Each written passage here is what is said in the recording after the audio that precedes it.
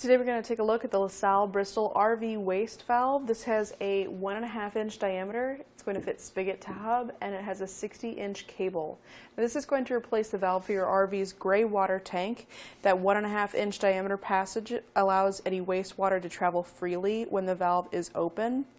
The hub, or larger side, is going to slide onto the sewer pipe, and the spigot, or smaller side, is going to slide into the sewer pipe.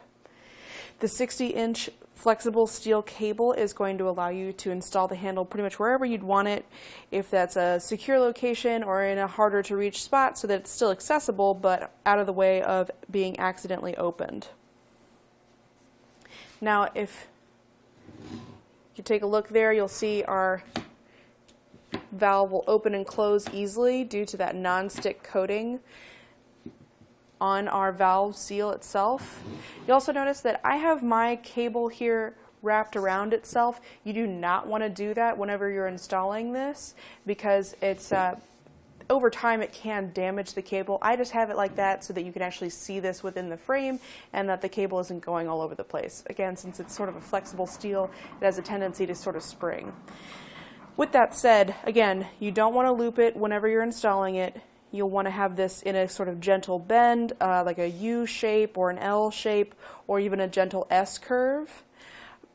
And you also want to have it anchored in a couple of spots using zip ties or maybe some Loom clamps, both of which you can find here at Etrailer.com. You can also find the ABS solvent cement, which is needed to install this as well. That part number is A05-0303. It does have the handle to operate that valve.